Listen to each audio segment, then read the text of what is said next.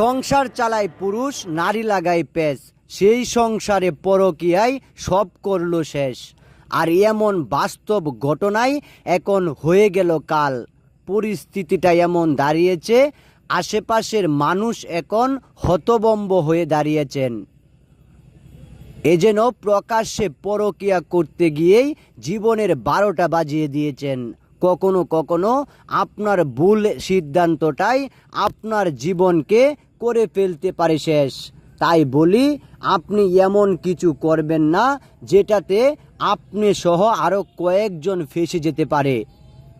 পরকীয়ায় যেন এখন কাল হয়ে দাঁড়িয়েছে তার। সামান্যতম মাত্র একটি দেখাই এখন কাল হলো। আসলে আগে থেকেই পূর্ব পরিকল্পনা করে কাজটি করা হয়েছে, যেখানে দেখা যাচ্ছে এমন কিছু জিনিস নিয়েছেন যেন তাকে শেষ করে দেওয়ার পরিকল্পনা করেছেন লোকটি। আসলে আগে থেকে যখন সূত্রতা ছিল তখন প্রেমের ফাঁদে ফেলেই এমন ঘটনা ঘটিয়েছেন। তাকে যেন কোনোভাবেই দেখা পাচ্ছিলেন না, আর তখনই প্রেমের ফাঁদে পেলে এমন ঘটনা ঘটিয়েছেন তিনি। পরকীয়া কখনো কখনো আপনার জীবন সহ আপনার একটি পরিবারকে ধ্বংস করে দিতে পারে, আর সেটার বাস্তব প্রমাণ এখানেই। আপনার স্ত্রী কিংবা আপনার বোন যখন কারো প্রেমে পড়বে, সেই প্রেমটাই কোনো সময় তার জন্য কাল হয়ে যেতে পারে।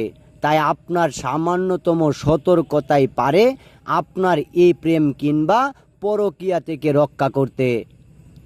আর এই পরকীয়ার জের ধরেই এখন রহস্যের উদ্ঘাটন। সিসিটিভি ক্যামেরায় দেখা যাচ্ছে তার একজন পুরনো প্রেমিক যখন পরকীয়ায় ব্যস্ত, তখন আশেপাশে কোনো লোকজন নেই। তাকে এমনভাবে জাপটে ধরছেন যেন আজ তাকে বিদায় করার দিন। কিন্তু রাখে আল্লাহ মারেকে। এমনভাবে যখন নারী বুঝতে পেরেছেন সে আসলে ফাঁদে পড়ে গিয়েছে, তখন সেখান থেকে কিভাবে উদ্ধার হবেন সেই চিন্তা করেই এখন সময় নষ্ট করছেন তিনি। আর সেও যেন প্রস্তুত হয়ে রয়েছে, যে কোনোভাবেই হোক তাকে আটকাতে হবে। তাকে যখন অনৈতিক কাজ করার জন্য রাজি করানোর পরিস্থিতি সামনে আসে, তখন কোনোভাবেই যেন সে রাজি হচ্ছে না। আর সেটাই এখন কাল হলো তার। আশেপাশে লোক জনবল থাকলে হয়তোবা বিষয়টা খেয়াল রাখত, কিন্তু এখানে কেউ নেই, আর সেটাই যেন কাল হলো।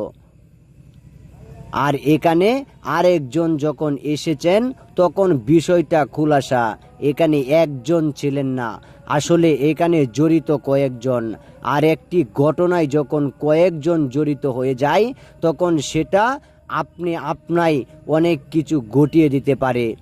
হয়তোবা কেউ তাপে, কেউ বা পাপে, কোনো না কোনোভাবে যদি এমন অনৈতিক কাজে জড়িয়ে পড়েন, তাহলে আপনি তো রেহাই পাবেনই না। তখন আপনি তো রেহাই পাবেনই না, স্বয়ং আপনিও ফেঁসে গেলেন। তাই এমন কিছু ঘটনা থেকে নিজেকে সরিয়ে রাখুন, যাতে করে কোনোভাবে আপনি সেই উদ্দেশ্য প্রণোদিত কোনো কাজে আপনি না যান। পরিস্থিতি যেমনই হোক, নিজেকে সেভ করা, ফ্যামিলির সবাইকে সেভ করা, কাউকে পরকীয়া থেকে বিরত রাখাটাই আপনার সতর্কতার উদ্দেশ্য হতে পারে।